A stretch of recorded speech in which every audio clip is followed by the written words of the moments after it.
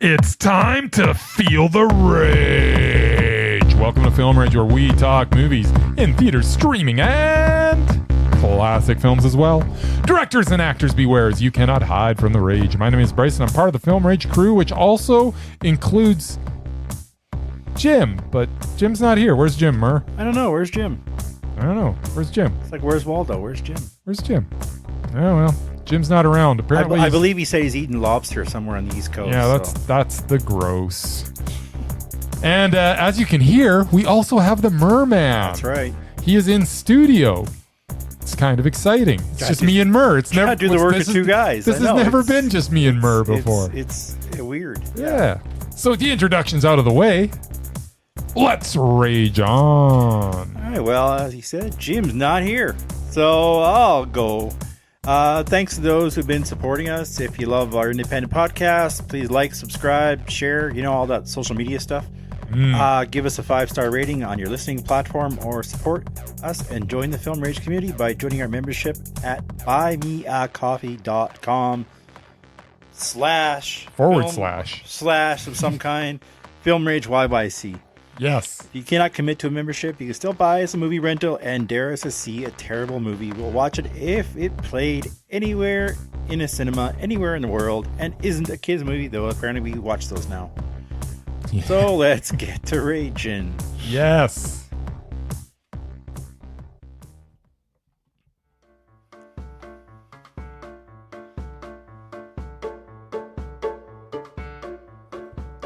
What will the amazing Merman predict? What will the amazing Merman predict? Will he predict a rage, or will he predict a mondo? Swim, Murray, swim. Swim, Murray, swim, Murray, swim. I think you were going to sing. Yeah, well, there were 2 major movies out this week. Me and Jim both saw one of them, and Bryce managed to see both. The first one was Borderlands, blockbuster video game movie with Cate Blanchett and Kevin Hart and Jamie Lee Curtis and some kid. Yes. And Jack Black. Voice of yeah. Yeah. Well, I was there with Jim, so I'm pretty much guarantee he didn't like this one very much. I think I liked it even less than him. So yeah, pretty sure he went rage with that one.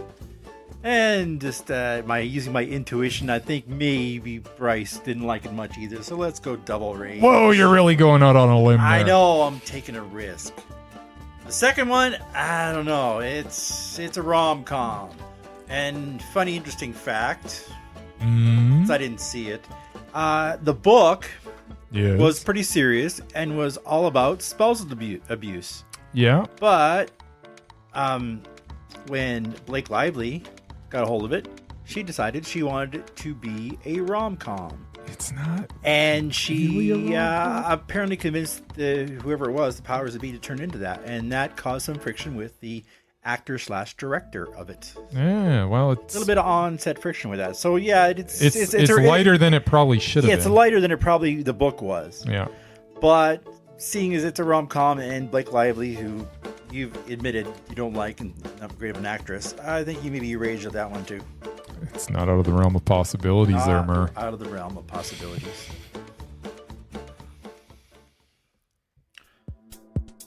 All right. So this is going to be a quick hitter, I think, Mur, because, we're going to get in, we're going to get out. Pretty much. The less we talk about, the better. Exactly.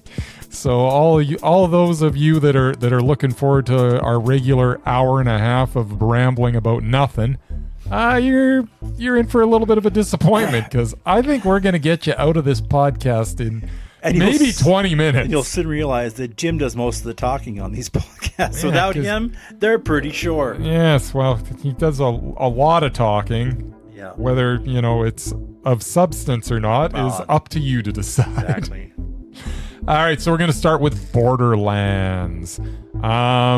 This offering from Eli Roth continues the long line of popular video games that get made into terrible movies. The direction was non-existent. The CGI was awful. The actors literally looked bored. It is not even engaging enough to be bad. It is worse than that. And I truly believe this may be the second movie this year written by ChatGPT. I'm pretty sure it is.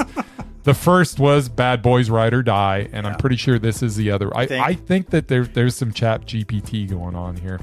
The characters are all underdeveloped and one-dimensional, and perhaps the biggest crime this film commits is that we finally get Kate Blanchett in a kick-ass role as a lady you don't mess with, and it ends up being this garbage. She's done that before, but she was better in the other one. What'd she do it in before? She was in Ragnarok. Yeah, I guess. That's right. She was the god of death or something. She was. She kicked Thor's ass all over the place. She did, but now she was like carrying this movie. Don't get me wrong. She was a major character in that. She was an X-Men is what she was. Yes. So this film is unworthy of her name being associated with it. Everyone in this thing was phoning it in. Like absolutely everyone. Like they all looked bored. Yep. Like you could see on the screen that they're like, why am I in this movie? Yeah. Every single one of them. Apparently this has been sitting on the shelf for many years, and it looks like I can see why. This is one of the worst things that I've seen this year. This is Uwe Boll bad as far as video game movies goes. It is a rage. Well, you said a lot of stuff I was going to say. Yeah. You would think Eli Roth would know a thing or two about directing films and providing some thrills. I guess not. With a cast this loaded, including 2 Oscar-winning actresses and a very popular comedian, it definitely should have been better. My first problem with the film was casting Kevin Hart, who's a very funny guy usually, in a role as a mostly serious action hero. Mm-hmm. All 5 feet of him. I think he's been hanging around his buddy Dwayne too long. Somehow he got it in his head that he could actually do straight up action. He really can't. No, he's comic relief, man. Yeah, that's all he is. Yeah, but he wasn't in this movie. That was the problem. I know, I get it. He should have been funny then. Then I would have enjoyed it. Yep. Kate Blanchett is so much better than this film. Yep. Between the non-stop voiceover narration, the ridiculous character she played, and the terrible fight scenes, she was just annoying. Not as annoying as the kid, though. I kept hoping somebody would actually shoot her. That didn't happen either. Much as I hate to admit it, Jack Black was the best thing about this film. And I can't stand him. Well, there's a low bar for you, Mur. It's a very low bar. He was actually kind of funny. The story, such as it was, seemed to be a Mad Max X-Men mashup with a Dark Phoenix twist. Biggest problem, as usual, is that they took something that could have been an R-rated comedy and turned it into a PG dud. It was kind of weird, right? Because it had like all this violence, but it was still so PG. And it wasn't even Disney. It was just whoever did it. Yeah. They didn't want to push the envelope, so they Yeah, they played it safe. Another reason why it was just uneven. Yeah, I get it. 10 and 12-year-olds are the ones who play the game, but I mean, I'm sure there's raunchier stuff on the game than there is in the movie. Yeah. Yeah, it was a hard rage, and it was a waste of my time and money. There you go. Well, Jim, even though he's not here, sent me a little snippet of what he thought. Phoned it in. Yes, he didn't even phone it in. He's done that before, and that's fine. He's doing less than phoning it in this week. Less than nothing right now. So anyways, he sent me a little snippet of what he thought of this movie. Yeah. I was going to do it in his voice, but I don't know that my voice can go that high. So I'm just going to read it straight. So this is what Jim thinks of Borderlands. Lord of the Rings meets Star Wars meets a video game. Because you got a C-3PO/R2-D2 character. You got Galadriel, which I don't even know what that is. Who the hell it is. All right. Hopefully somebody does. You got a giant Wookiee beast dude, and I guess an Ewok with Kevin Hart? Har. Video game movies are never anything they get right, and this isn't any different. The story is boring and predictable and rated PG for, I think, 10-year-olds. He's on the same wavelength as you there, Mur. It wasn't funny, suspenseful, or interesting in any way. It's a rage. Wow, that was quick. He's got some more stuff, and I might as well read it since he's not here. You know how he likes to yammer on, even when he sends us something. He likes to unpack stuff. Yes, he does. And Here's what he says. I would say let's unpack a few things, but I'm on holidays. And although I was lucky enough to see this with my little merman before leaving on vacation, that was the only good thing about this film. Eli Roth, stick to horror. Oh, wait. The soundtrack was pretty good. Yeah, celebrate one thing, Eli. Ugh, this was painful, except for the music. So, and then he goes on to say, miss you all. And then he asks me to close my ears because apparently he's too busy eating lobster to try to find any internet. So there you go. That is what Jim thought of Borderlands. That's right. So that seems to be 3 rages. It is. Rage! Rage! Rage! Yeah, it was Uwe Boll bad. It was worse than stuff he did. Oh, man. Oh. All right, so from there, we get a little more serious. But apparently not as serious as we should have been, because Blake Lively decided that this needed to lighten up. Lighten up, yeah. Anyways, so it ends with us.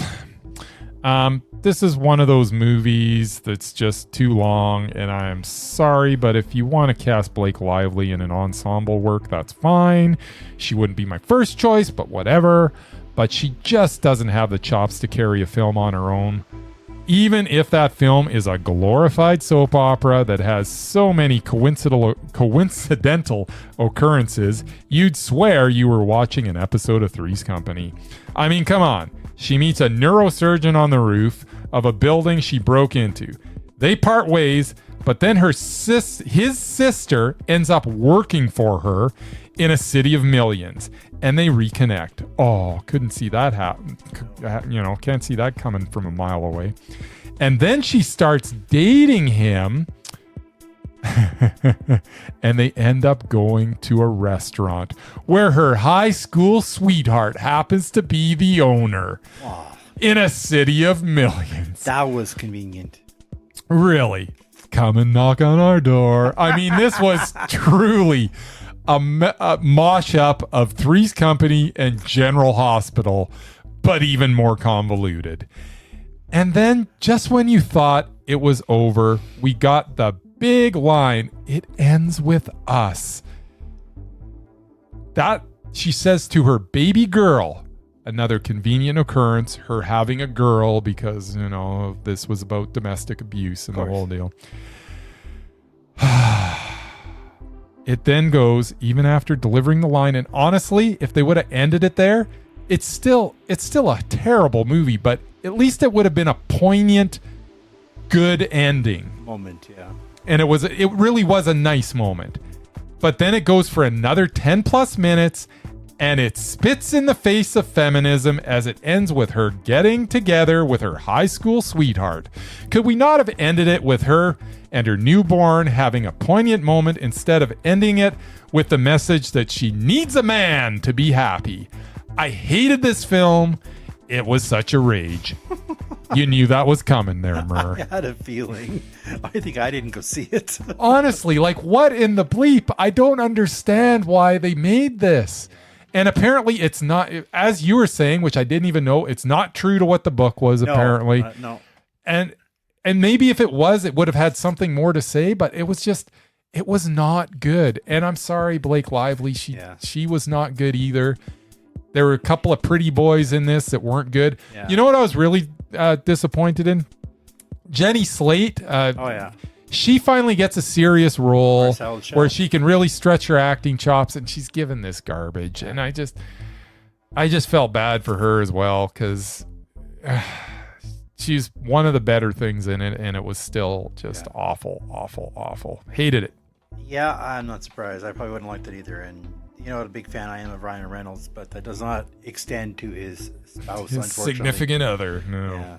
Although she was good for the 10 seconds she was in Deadpool. She was excellent in Deadpool, but we didn't have to hear her or see her. But she just walked.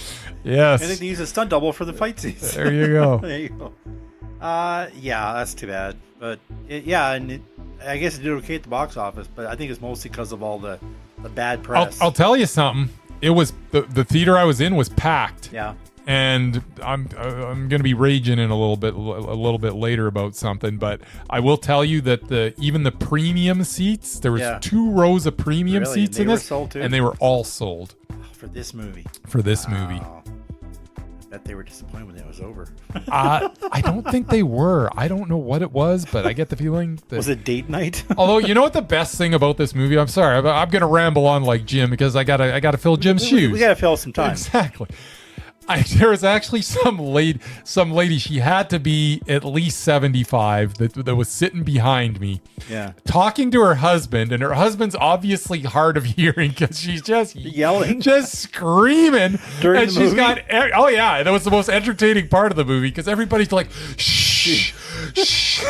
But nobody wants to do too much with her because she's old and she's entertaining. She is entertaining to me. I'm not so sure to everybody else. But funny. She starts out and she goes, "Oh, look at her hair. My hair used to be that color. Oh, man. It's like a strawberry blonde. been fun. I used to have hair just like that." And then she was like, "Oh, what is with that gentleman's scruff? He looks scruffy. Well, you should either grow a beard or shave." And it was just, she was fantastic. Now you know why her husband went deaf. And unfortunately, the rest of the movie was just terrible. Surprising. That sounds good.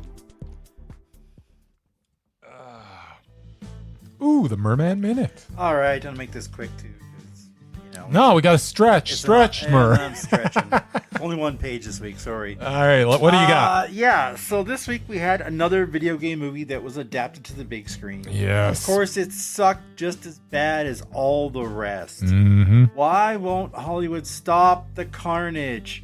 There have been so many bad movies based on video games, I don't even know where to start. Yep. Oh, wait, let's start with this one. Super Mario Brothers, 1993. Nice. I think kind of started the whole thing off. Bob Hoskins and John Leguizamo. And Dennis Hopper. Yes. And with the scalies on his head. Yes. Oh my god. That was so bad. Except we have the first of a few starring Mr. Dwayne The Rock. Yeah, he had a couple. Rampage. Yeah, Rampage. Rampage is everything you'd want in an action movie. Explosions, mayhem, and of course Dwayne Johnson. Mm-hmm. Sadly, it lacks in just about everything else. Then we have one of multiple video game fighting movies. Double Dragon. Yeah. My God. It was just terrible. And we have another Dwayne Johnson venue. Doom. Oh God, Doom. We got some first shooter action in that. Yeah. I wasn't really into that game. It was like a PC game and it was slow and it was draggy, but yeah, you go around corners and just kill people and go around other corners but yeah, it was very popular, I remember. The last scene in that where the last sequence in that where they actually made it just like the video game where you've got the gun sticking into the screen and he's going around corners and stuff and it was so bad. Doom is one of the most influential games of all time. Yeah. The 2005 movie adaptation lacks the same impact. From the it's dull, terrible. cliche written script to the lifeless performances, it was just crap. Yeah. Doom can go back to hell and stay there. No kidding. We have Prince of Persia, The Sands of Time, 2010. I remember watching someone play this game, and I'm like, that game looks hard. And Jake Gyllenhaal, Persian. Yeah, forgetting for a minute that Jake Gyllenhaal, the star of the movie, that was set in the Middle East, is not Iranian. No. Just the first of its many problems.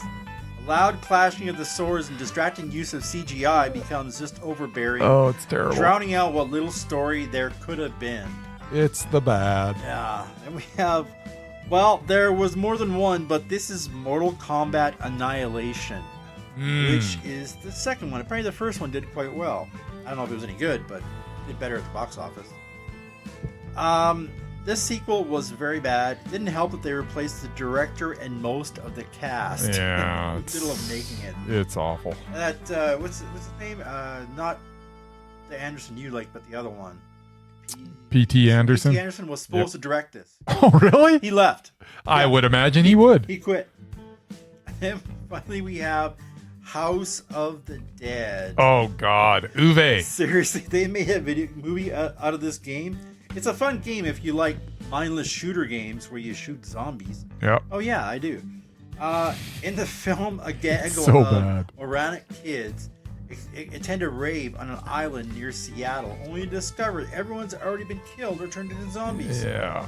And yeah, it was directed by Uwe Boll. Uwe Boll. By the way, he's done over a dozen of these. It's ridiculous. All bad. And of course, we can't forget Sonic the Hedgehog. Oh yeah, we've tried to forget it, but we can't because they keep making them. I personally love the game. I actually owned a Sega instead of a Nintendo. So yeah. I grew up with Sonic and not Mario. Yeah. But the first two movies were horrible, and now there's some kind of spin-off with Knuckles. It should be noted that on Rotten Tomatoes list of the best video games movies, out of the 53 films on that list, there were only 9 that scored above the 50%. Yeah, I believe 9. It. Yep. So that doesn't say much about the other 46. Yeah, they're all terrible. And 2 of those were Sonic movies. They got like a 70 something. God. Like, really? They consider that the best of the best. Oh man. So yeah, just stop making video game movies. They all suck. Yeah. Only ones I like were maybe the I like the Tomb Raider, even though they were cheesy, and I like the Resident Evils. Yeah, I like the first Resident Evil was okay. Then it kind of they kind of repeated themselves after a while, but the only, in my opinion, the best video game adaptation, and I can't even say that it's a good adaptation because I have no idea what the game is, but it's going to be like everybody else. The HBO had the HBO series The Last of Us. Yeah, these are movies though. Yeah. But they had TV series. But yeah, for TV Last series, of Us and something called Fallout. Yeah, people I've heard good things about but Fallout. TV, but no, I haven't seen. But yeah, that's the only thing. That's the only adaptation period of a video game that I've ever seen that I've enjoyed. And then the other ones that were recently on there, which I didn't even list, was that Gran Turismo. Oh God, that was awful. And I can't remember what the other one was, but yeah, they're all crap. Yeah, out of 53 movies, they can only find 9 that rated higher than 50%. Yeah. That doesn't bode well. And by the way, Borderlands is just nobody likes this movie. Yeah, no, everyone hates it. So it should have stayed on the shelf, man. Do you realize that Eli Roth, his movie Thanksgiving was made after Borderlands? Was it? It's been on the shelf so long that Thanksgiving he made after Borderlands. Vastly better, that's for sure. Oh, that was more like his kind of movie. Yeah, well, exactly. That's what he should be making. It was a fun horror movie. That's like, what he should be doing. That's like making a Stephen King movie into like a PG movie. Like, it's not scary. Like, you can't take away the horror. I'm with you, brother. That's the fun part. Anyway. All right. What do we got next? Temperature rising. Vision blurring. Rage taking over.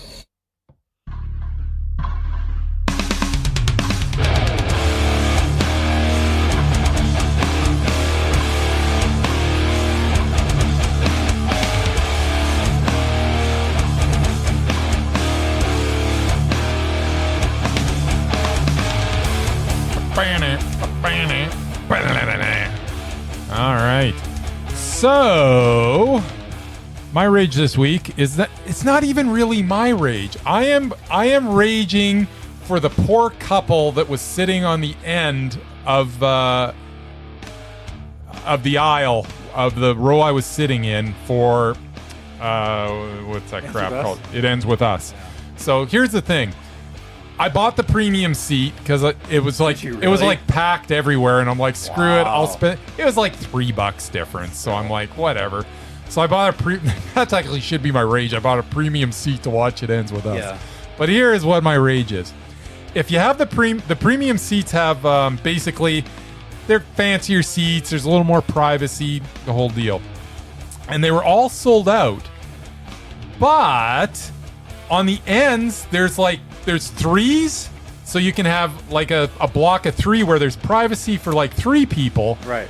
But if you're just a couple and you buy it, then you don't really expect someone else to Sit the buy third the seat. third The seat third when seat, there's yeah. other seats available Yeah. in the theater. Yeah. So I was actually standing in the concession line where the lady in front of me decides, you know what, I want the premium seats. And he's like, okay. So he pulls up the premium seats, and I can see that like they're one all left. axed. Yeah. Except All one. right, except for one where it's on the end with this a couple has already bought this seat, and she takes that one. Wow. And I'm like, oh my god, lady. But I didn't say anything. So I'm in the theater, and I'm kind of looking, and I'm kind of leaning over to look. And finally, these guys come in, and it's during the trailers, Of course. and you can see their faces just When drop somebody's already sitting when there. they see someone sitting in the third seat. Yeah. It's like, come on, lady. There was a whole theater you could have been in. They all have nice reclining seats. Did you really have to sit in the... It's like, too funny. that's just wrong. I mean, I can understand if it was completely packed, but there were seats was it available. like one of those couches? Yeah, so Like the premium- basically... it's like a couch. Like, so do they Yeah. actually have armrests though? They have there's an armrest that kind of folds up, folds down. Okay. But how they have it is that you still It's get sets that of three, yeah. It's a set of three, but the other one is actually a separate seat. So there is kind of a couch and then a separate seat. So By that itself, arm goes yeah. up, but the other one doesn't. Yeah. And you get the extra wide and everything. But come on, lady, Yeah. don't sit beside. It's that poor couple. Like you could literally just see their faces drop. That and I'm happens just to like, us all the time. Like we'll go to a movie and it'll be almost empty. yeah, It'd be just two of us. yeah. And then, sure enough, somebody will sit in the Like, seat right next to us. right I'm like, are next you to us. kidding me? It's An like- empty theater, and and you'd you sit right picked there. where the only two people in the whole theater are sitting. Yeah. Well, imagine if you spent extra on those seats, Yeah, no, Merman, that- and yeah. then someone sat down. Yeah, I'd be So pissed. that's my rage. I would actually move. I don't care how much I paid. I would have I would too. move to a different seat. I would have said, "Okay, lady, it's But all you yours." can have it. Yep. Wouldn't be worth it. Oh well. Yeah, people suck. They do. Rage subsiding. Pulse slowing. Anger fading. Well, that's it. That's it. Quick and we're in. We're out. In and out. And you know what? You can listen to this in one sitting. Exactly. You don't even have to go to the bathroom in You, the you middle. pretty much listen to this, eat your breakfast, and you're done. That's right. All right. Well, thanks, Ragers, for listening. Thanks to the extended Film Rage family, who you can find in our show notes on our website. Thanks to Casey, our God of Rage from Nerdy Photographer, who I hope will be back next week. He will be back next For week, I hear. Voice of Rage or Dare. Find Yes. us on social media everywhere at Film Rage YYC. Check out everything Film Rage. I missed the website, whatever that was.